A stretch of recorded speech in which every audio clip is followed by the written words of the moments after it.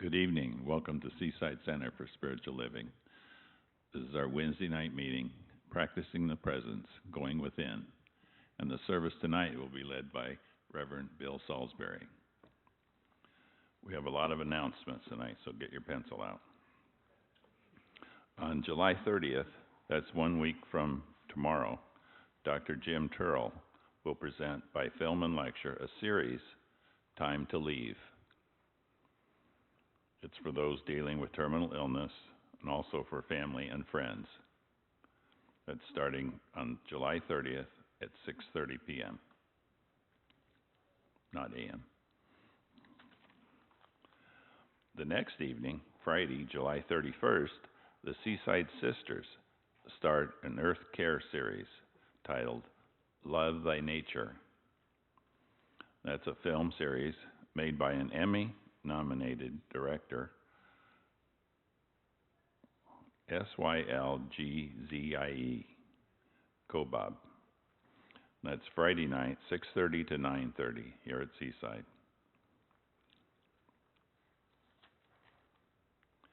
And don't miss this one.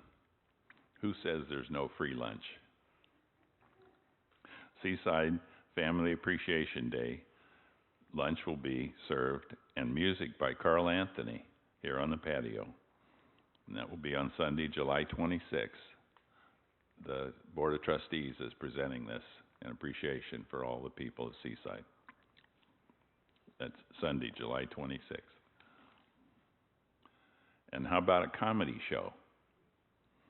Outside the Lines, an improv comedy group will come here to perform after the second service on, sorry, see me after the service. I didn't put it in my notes. But on that day, oh mercy. Anyway, sorry.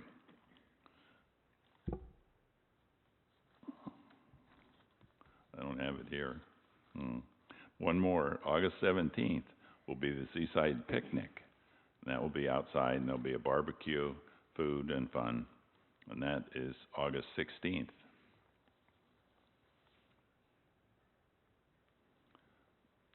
On July 21st to August 18th, a series called Ignite Your Inner Fire Through Latin Dance with Rima Montero.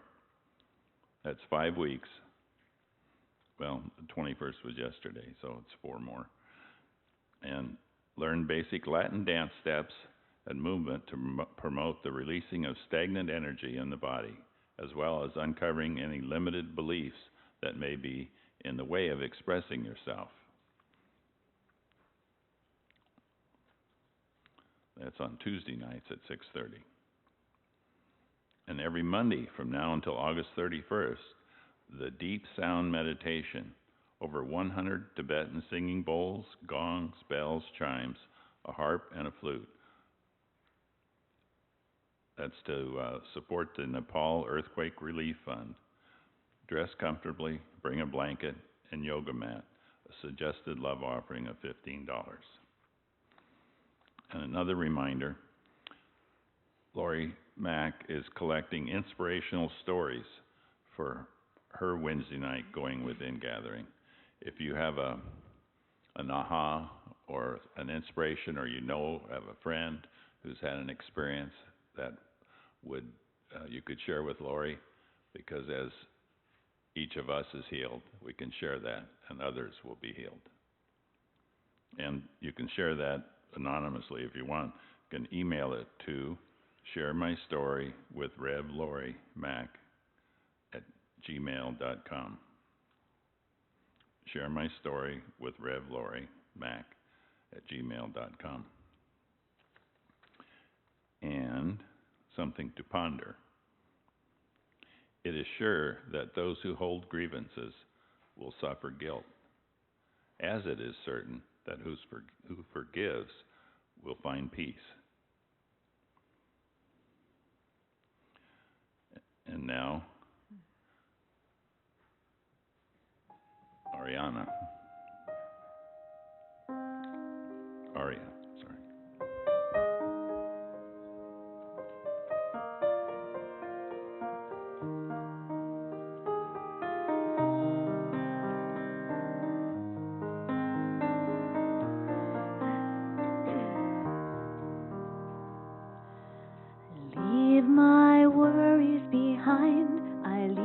cares at the door as I step into the light of this sacred place.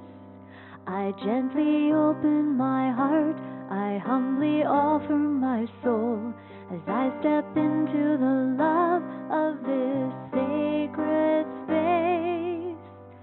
And I can feel the love and the peace and the welcoming of hearts. I can feel the joy and the grace and the warmth of coming home.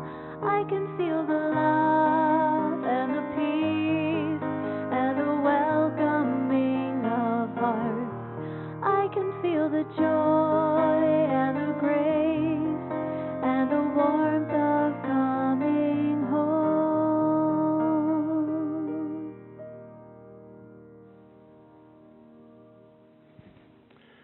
Oh, thank you, Aria, for that beautiful music. And thank you, Bob, for the announcements. And as Bob was saying, this is Reverend Lori McMackin's Wednesday, which is practicing the presence. And Lori's out of town this week, so I'm Bill Salisbury, and I'm really delighted to be here to share this Wednesday evening with you. I generally share Wednesday evenings with you because I'm usually sitting in the back there, but the view from up here is pretty good. So, and Jim Bianchi's out of town, and look what we have. Aria Dawn, who would have known? Who would have thought? Yeah. So, this is that Wednesday night kind of shot in the arm spiritually that we get together for with kindred spirits and with other spiritual seekers. And it's a nice break. It's great for me. I love to do this because I like that sharing of the joy and the happiness that comes with getting together in community like this. And at this time, we just generally start the service. I invite you, if you have not already lit a candle, to do so at this time and light it with the intention for yourself or for somebody else, knowing that as you do, and they are with us in spirit for this service, that all is well, and they will be in our thoughts, in our minds, and in our service. So I invite you to light your candles.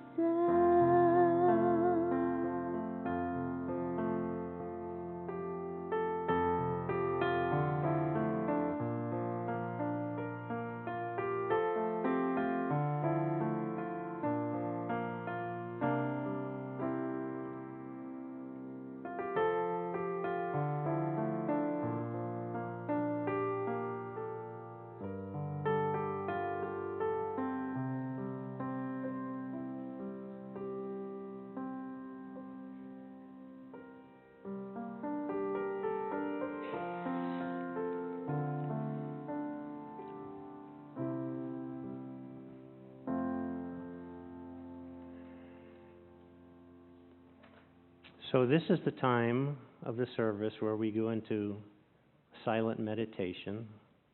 And just so you know, we have, as always, two practitioners here tonight. We have Ellen Rice holding the light in the back. We have Trudy Safety up here. And both of these practitioners are available for a short prayer after the service. And right now, if you wish, I just invite you to think back to a time or a place or a person or a circumstance, something that was really splendid, something that really gave you that passion, something that gave you that feeling of joy, of love, of absolute, intense togetherness, unity. And then I invite you to just recall that feeling. And if you just take that feeling into this silent meditation with you, we'll uplift all together as one. Thank you.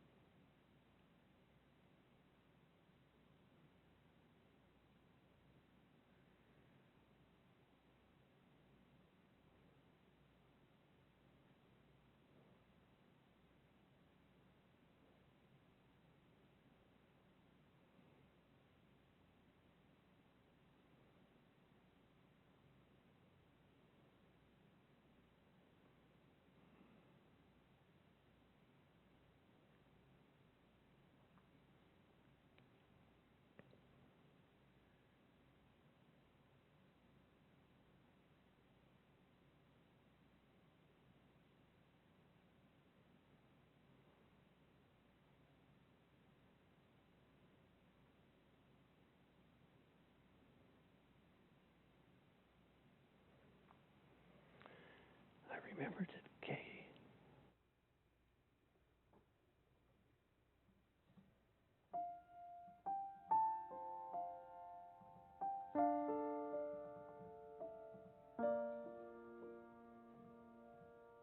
So let us turn within. Let us turn within to center, to our inner consciousness, to that place that knows that it knows, to the place where we are one. Let us turn in know, recognizing that there is a power for good. And as I reveal more of this powerful presence in this room, seeing the divinity in each individual, seeing this divinity, this power, this presence, just unfolding in its beauty tonight.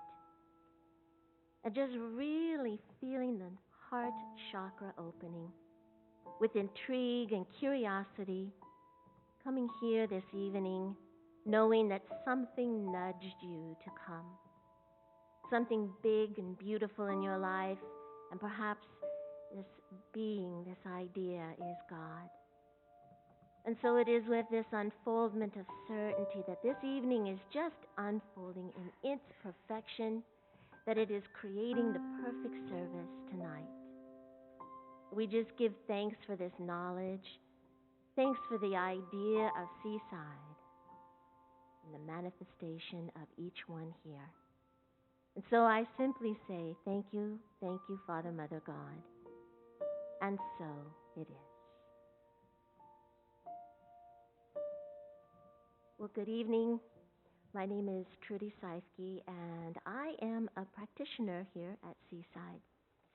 Today we were very busy with practitioner panels, and it was such a delight to be with such enthusiastic new energy, embarking in this threshold of becoming a practitioner. So I'm kind of jazzed up tonight. I feel really happy to be here. I have a reading that coincides with this particularly wonderful topic about residual income, and I sat with that notion, as we will tonight together, and I came up with a reading that I found called Repairing the World with Your Own Prosperity. It's written by a man. He's a metaphysician. His name is Sherwood Loomis. You gotta love that name, Sherwood Loomis. And he writes, the relationship between our thoughts, emotions, and beliefs form the result that we experience. This means that all our thoughts, emotions, and beliefs about money creates the money energy or vibration or spirit life that attracts to us the amount of money we believe we deserve. While money can't buy you happiness, it certainly lets you choose your own form of misery, Groucho Marx. Despite the economy or your past experiences, it's possible to change your present conditions toward prosperity. Increasing your beliefs about how much money you deserve will increase your money vibrations. Just like water that seeks its own level, there is a universal corrective force that will bring balance and harmony to one's life. There are universal laws, and Ernest Holmes speaks of these. They are the source of all health, all wealth, all happiness, joy, profound peace, assurance, and fulfillment.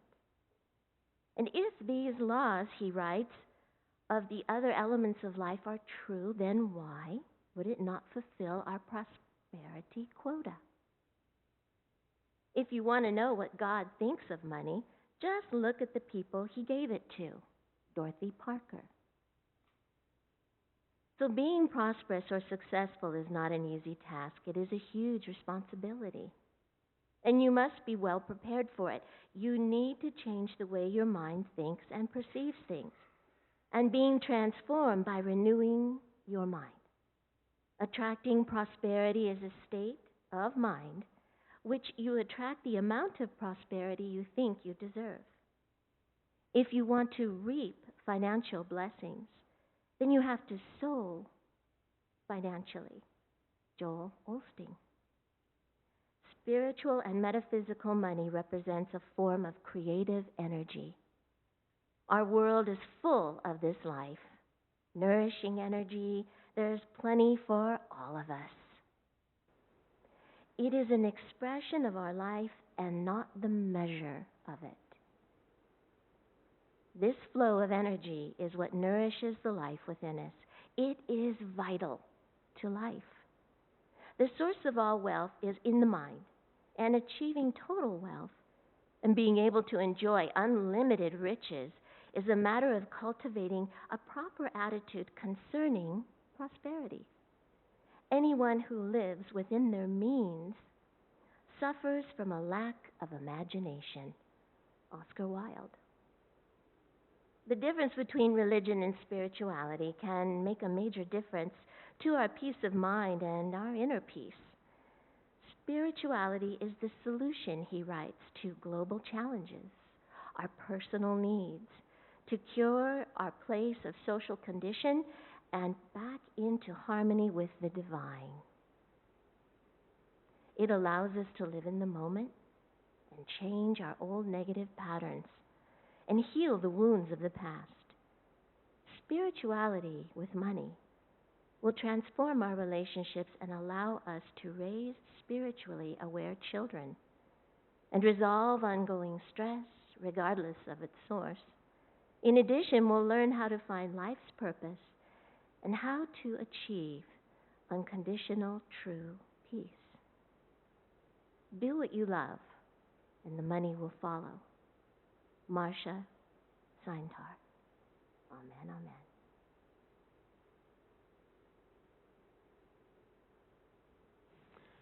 Oh, thank you, Trudy. Yeah, there is only one mind, because I hadn't heard that reading, and later on we're going to find I hadn't heard the song that Arya's chosen. But they fit so well. Of course, everything in the end does, doesn't it? So, the title of tonight's talk is Spiritual Residual Income. Isn't that great? I think that when Reverend Lori called and said she needed to have a talk title, I was driving down the road and there was a commercial on the radio and it had something to do with that. So, I just blurted it out. And then I thought afterwards, that probably makes some pretty good sense. Something about residual income. But I think we should clarify the terms first. So I want to work backwards. Income, I think we can pretty much agree. Income is something that we receive of value for somebody, for energy that we expend on their behalf. And as usually that might be a person or a company, a business, some sort of thing like that. But we put forth that energy, we give our expertise, we do what we do, and we get rewarded for it. We get compensated, we get probably income in return. And that's pretty much linear income. Residual income doesn't work quite that way. Are there any business people in here? Because part of the reason for blurting out that title was I thought maybe we'd catch some business people unaware and they'd end up here on a Wednesday night when they wouldn't normally because it sounded like something they'd be interested in. But residual income works like this. You expend your energy, you use your expertise, you do what you do, and you get recompensed for it. And then, after that, without doing anything else, you still keep getting rewarded for it. And this happens in many different ways. This can be something like, you could become a movie actor or actress, put out a big blockbuster hit, and then get paid for that over and over and over and over and over. And this can go on for weeks, months, years, maybe for the rest of your life in some cases.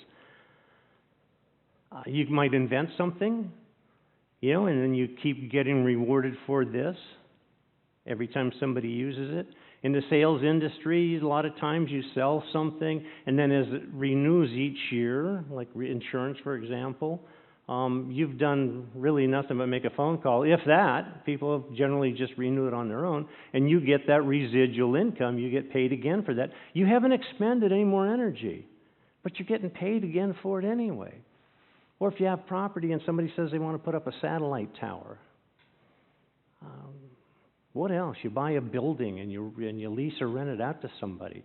You've made your initial expenditure of your effort, time, money, and then it just keeps coming back to you. Your income keeps coming back to you. Used to be you could do that with savings accounts. Anybody remember those days? You could actually put money in a savings account and it would make you residual income. It doesn't happen so much anymore. But what about spiritual income? If regular income is a reward you get or a gain you make or an improvement or an enhancement to your life by the effort you expend, wouldn't it just be natural to think that spiritually that works the same way? We make that spiritual effort and it doesn't go unanswered. It doesn't go uncompensated. We make a spiritual effort, we get rewarded back for that. And here's what I figured out. All spiritual income is residual income. Not all other income is residual income, but all spiritual income is residual. Because I think it kind of works like this. Once we decide that there's something out there, in here, but there's something bigger than we are, and we can maybe figure out how to get involved in this. You know, in my younger days, I was pretty much unchurched. I mean, I just didn't do church or anything spiritual. Well, in my really younger years, I did, because I think we're all born with this innate knowledge, or at least thinking, feeling that we are connected to everything and everything's connected to each other, and it's just all one big unity. And then we get separated from that somehow. And as the conditioning of the world takes effect, any thought of that just kind of left me, and I was really comfortable in my non-churchness. And then somewhere along the line, that feeling came back to me, and I'm thinking, there's got to be something. I can't be knowing everything there is. And sometimes, you ever get that feeling that you're doing something, seeing something, listening to something, feeling something, and that feeling comes over you? And you just know that there's some sort of connection. There's something going on here that I'm not aware of, that you're not aware of.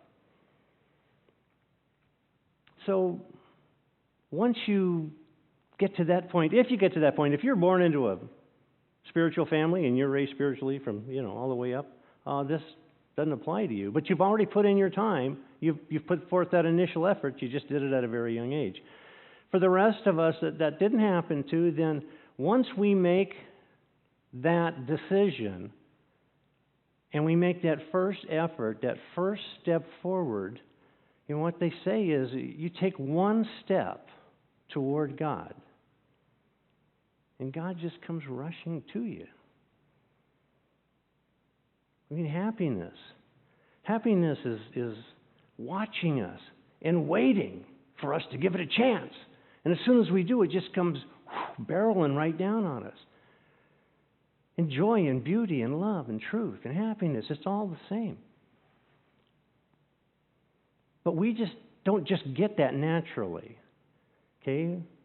We don't just get happiness naturally. We sometimes, yeah. But I mean, do we have happiness every minute of the day? No, we have to choose happiness. We have to choose joy. And we have to choose it every minute. And the thing about it is, joy and happiness, truth, beauty, love, they don't live in the past.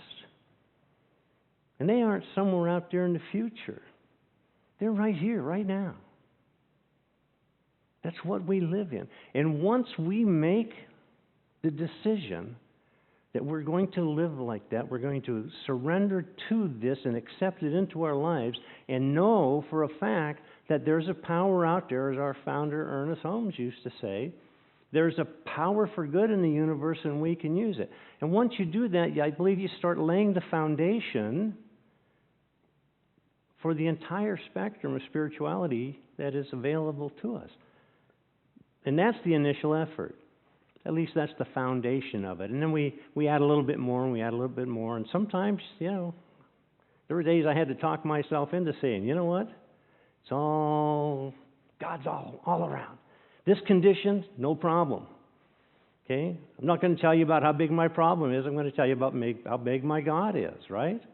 So I can just continue to build on this foundation, and I don't have to go out and restart. I don't have to start from scratch every day or every time or every condition or every circumstance. I don't have to start from scratch. It's already there because I've already earned that income, that spiritual enhancement, that spiritual good. I've already earned that. And it's working for me because it's helping me to attract more and more and more and more of the same thing. So every time I look in the direction of truth, beauty, joy, happiness, love, God, every time I look in that direction, I'm getting more of it. It's like a magnet. And that's the spiritual residual income. The beginning part has never left me. It's always there. And it keeps attracting more and more to me. In our Roots class on Tuesday nights, we're talking about Emma Curtis Hopkins. And Emma says, everybody is seeking his or her own good. Whether we're aware of it or not, we're always seeking our own good. And that's the absolute good. Okay, that's good in the case of, like she says, our good, as it turns out, is our God. And our God is our good. So we're not talking about the relational good, like, how was that? Oh, it was good. Because good in that respect is the enemy of great, is it not? Good is the enemy of great. If we settle for good, we're never getting to great. But when we think about it in terms of the absolute good, the good being our God, the more we think about it, the less we have to think about it because we're reconditioning ourselves. We're not going with that conditioning that society put on us all these years. We're going with our own conditioning, knowing that this universe conspires for our good. That we can use this power, we can co-create with it, we can direct our own world, we can direct our circumstance, we can build our own world around us. And we don't have to start fresh every day. We've already laid the foundation, and we've got this residual income coming in constantly. And now all we have to do is nuance it. And we have to look at it, I think, squarely. We have to look at it in the face. I mean, really, Mount Rushmore doesn't look very good from the Canadian side, right? I mean, you wouldn't go around and look at this from the wrong direction.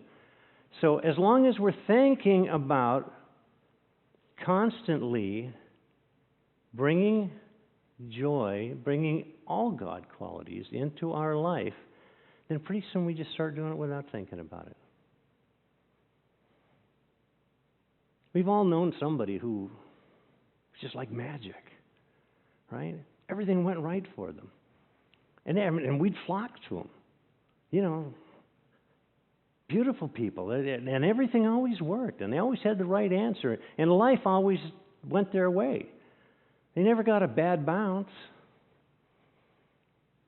They are working their spiritual income, and they've probably had it for years. But it's when you're in that flow, because when we have that income coming, what do we have to do with it? It's coming in, we have to let it out. So when we start spending our spiritual wealth, our spiritual income, then all at once we've got that flow going on. The more we spend, the more we get, the more that comes in.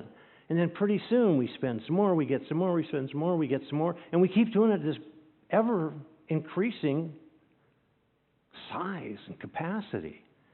We're not being stingy with it. We're investing our spiritual wealth in our world. And it pays off and it shows, and it always returns a really hefty investment for us.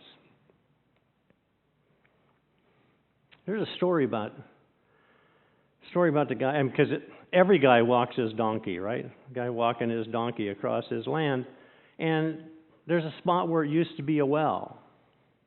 And the well is gone, but the hole's still there. So he's walking his donkey, the donkey falls in the well. And it's a really long way down.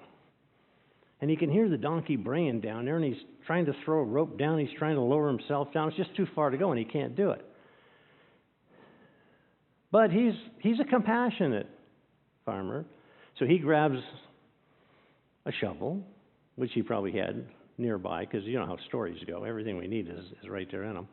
And he just starts throwing dirt, and he thinks, I'll just bury this donkey, you know, and it'll be happy, I'll be happy, and life will be good. So he just starts throwing dirt in to bury the donkey. Well, as the dirt lands on the donkey, what does the donkey do? Shakes it off, and it just falls to his feet. Well, this poor farmer, he's throwing dirt in there for hours, and the donkey's down there, he's just shaking it off. And where does it go? It goes right below him. And what does that do? It raises him up. So eventually, the farmer grabs a shovel full of dirt to throw in there, and there's the donkey. The donkey just steps out of the hole and walks away. That's one, rising above the condition, right, in the fullest sense of the word. But two, that's scaffolding of a sort also, because that's allowing that incoming dirt for the donkey, his income, to build and build and build and serve him such that it rose him to the top. And that's what spiritual income does for us. And it's always residual. Now, we can go get more. I guess we can go read more, learn more, listen more, meditate more, prayer more, which we all do, because that's part of, by now, our spiritual practices. And when we turn this spiritual income into those spiritual practices and live on those spiritual principles, we just can't help but get spiritually rich because of it. Can we? The more you take in, the more you give out. The more you give out, the more you take in.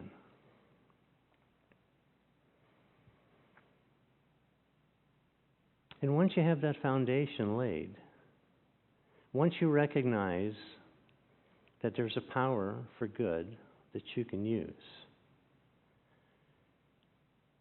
and once you start those spiritual practices and living by those spiritual principles, and we find that we don't settle for anymore. Right? We don't settle for what life will bring us. We dictate what life will bring us. We don't have to go in search of our good anymore. We just have to demand our good. It's ours by divine birthright. We are created in the image and likeness of God. How can you go wrong with that? How can we fail? How can the same stuff that planets and galaxies and universes are made of, and the same energy that powers and drives and informs all these things, is the stuff and the energy from which we are made and by which we are driven. This is a win-win. I mean, that's the per word in business today, right? Win-win. Well, this is a win-win. How can it get any better than that? And Ernest Holmes also said, there's one life. That life is perfect. That life is God. That life is my life now. And as long as we stay within that feeling, within that knowing, within that philosophy and that teaching, as long as we work within that, surrender to that divine process and allow that spiritual income to come in on us, it's going to happen when we're sleeping. It's going to happen when we're waking. It's going to happen in everything we do. Wow, what would you give for that business? And knowing that, when we know that we are not only co-creating with the divine, but we are connected to the divine. That little spark of divinity that's within us, and when it's attended to, growing into that little flame, that soft flame that's found kind of at the center of our being, and we pamper that, and we pay attention to that, and we feed that, and it grows, and it grows, and it grows, and pretty soon it fills us.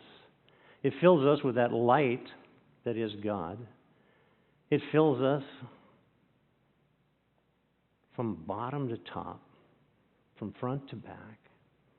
It fills us at the cellular level. It fills us to where there just isn't room for any more. That's what we are. We are this divine essence, and it radiates forth from us. And when it does, it goes out into our world, lighting up everything we see, everybody we come in contact with, every circumstance, every situation, every possibility and potentiality. It just lights it up. And it's covered with that divine glow also. And we haven't done anything more to earn that. That's just residual spiritual glow. It's already ours. It's already there. We've already recognized it. Now all we do is every once in a while, like a new puppy, I guess, we take it out and we play with it, and we just watch it grow and watch it foster into that animal that just ends up just loving us to death, because that's what life will do. Life loves us to death. We don't have to ask for it. That's what we're here for. I doubt seriously that there could ever be a case where a creator creates something and then abandons it and leaves it to fend for itself. And we're not in that position. We're put on this earth to learn and to grow and to love and to share and to commune with one another. And the more we do that, the easier it becomes, the closer we become, the more tight-knit we become, the more of a unit we become. And then all at once, all of that spiritual income has come together, yours and mine and yours and yours and yours, and we just pile it all together, and we've got all of it in the world. And I think that's our goal. Now, sometimes it seems a little slower to collect it than others, but as long as we stay true to our purpose and know that all things unfold in absolutely divine right order, in God's time, and always, always, always for our highest and best good, even though at times it doesn't feel like that. What was that movie? The Something Best Marigold Hotel or whatever it was. Remember the line in that? If it's not a happy ending, if we're not exactly where we want to be, well, it's not the ending. That's all. We're just stopped prematurely. Because the logical end of this is that when everybody gets in touch with his or her divinity, and everybody takes in that spiritual residual income, and everybody spends it back out in an effort to keep our human family going, remembering that we're humans here, but we are truly spiritual beings having this human experience. And as such, whenever we combine our efforts like that, we just lift the whole planet. So your income, my income, everybody's income, when combined, is enough to satisfy all the wants of the world and more. Because there's no shortage. We live in an abundant universe, a prosperous universe. Everything we could ever possibly want or need is right here. All we have to do is accept it. And when we realize this and we open to that acceptance, and we just, without asking how or why, just know that all of our needs are provided for, that we are eternal beings, ever expanding, ever unfolding, ever, just we become more and more of who we are at all the time. And remembering, too, that we are God expressing itself as us. And knowing that, and knowing we have the right to all the revenue that this spiritual income provides, I don't think we can go wrong. So I invite you to just take a minute, if you wish, and just go within and just know that in this world, on this plane, God is present always and forever. God works in, as, and through each one of us, providing everything we ever need, fulfilling every need, caring for our being through this life and the next, as we go on ever expanding, ever more aware, ever more in tune, ever more in touch, ever more involved with the co-creation process.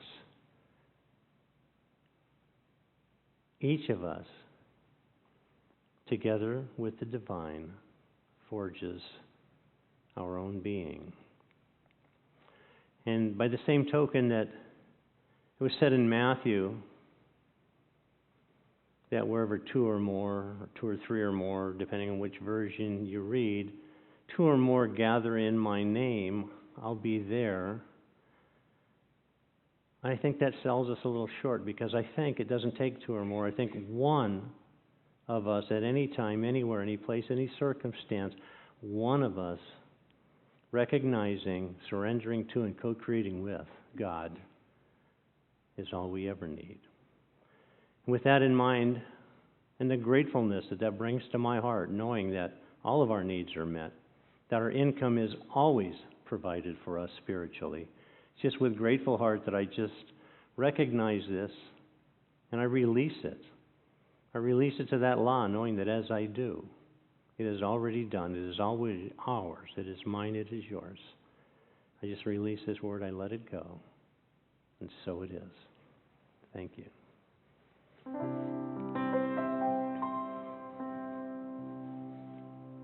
And I've visualized and I've worked a plan. Let it go into your hands, and I've done all I know how. I pray each night that each day I see just a little love shining back at me. Oh, and I thank you, God, for the miracles yet to be. Now I bow down to receive. I've given all I can, my heart, my tithe, a helping hand, and now I surrender to thee. There's nothing left to do, my God, it's up to you. I feel alive when I have a dream. Does it come from you, or is it me? Either way, I know thy will be done. In the end, it's not up to me.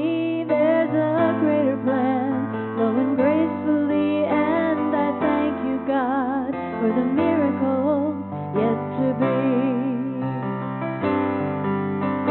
Now I bow down to receive. I've given all I can, my heart, my tithe, a helping hand, and now I surrender to thee. There's nothing left to do, my God, it's up to you.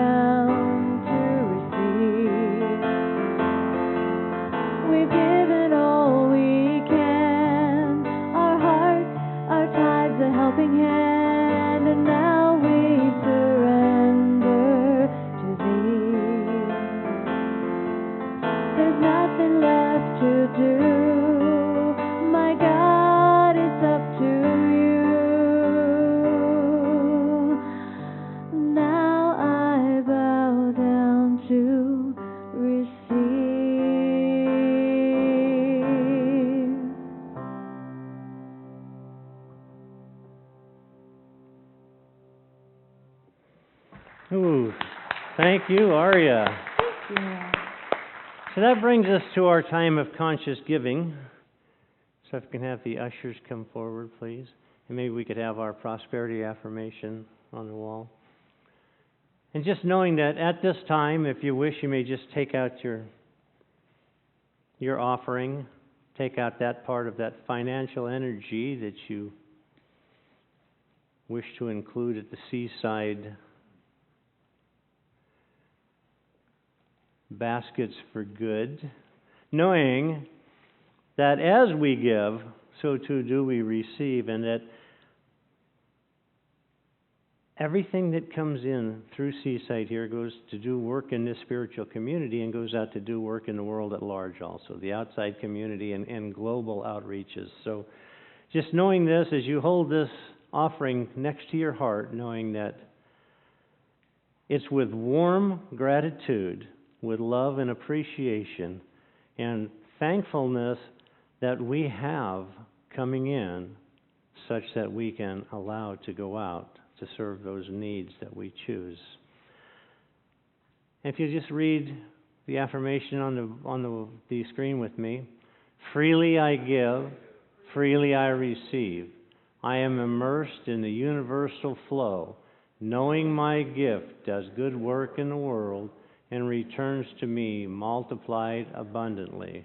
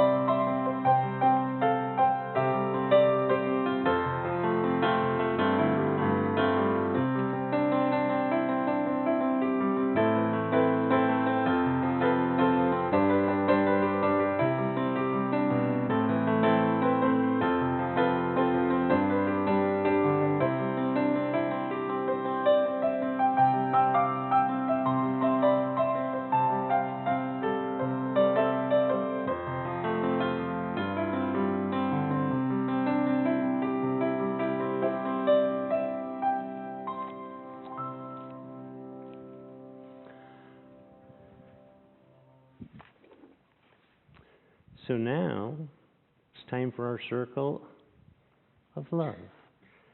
So I just invite you, if you have a name of anybody you'd like to bring into this circle, knowing that as you do, that any healing that needs to take place on their behalf will take place on their behalf. And if you have somebody, a person or a circumstance that you would like to have some healing around, just let me know. I'll just, Reverend Laurie uses that nice, dainty little Tibetan bell. We don't have a little Tibetan bell tonight, but we've got this humongous Tibetan bowl that should do about the same thing. Oh, yeah, can you hear that? All right, who do we want to bring into the circle?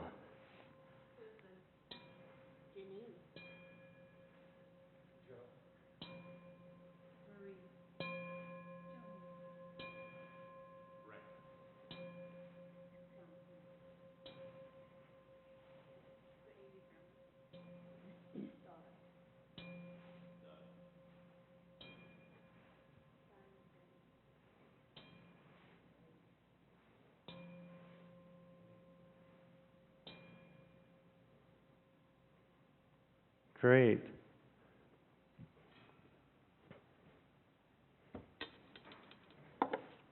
So let's just know together that as we bring these people into this circle of love, that this circle is whole, it's complete, it's unbroken, it's unbounded, it's eternal, it's infinite, it's forever.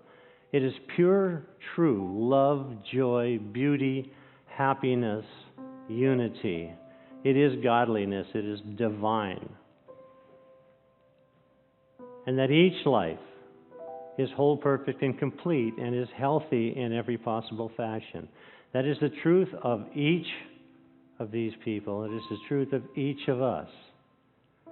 That in the mind of God, in our essence, there's no untoward circumstance or condition. As our founder Ernest Holmes says, we believe in the immortality, the eternality, and the continuity of the individual soul forever and ever expanding. And it forever and ever expands in total, complete perfection, health, wholeness. And knowing that and delighting in that, I just release this word knowing that the only healing that ever needs done is just the revealing of the truth of each of these individuals and claiming that truth for them, claiming that revelation of their wholeness. I just let this word go. I release it and say, so it is.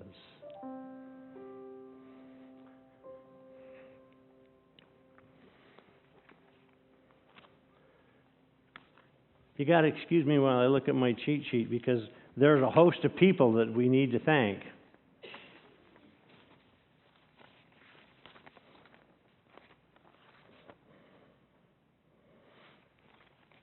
And then we'll go into our closing song. Is it the peace song tonight? Mm-hmm. Yeah. So, thanks, Bob, for the announcements. Thanks, of course, Aria.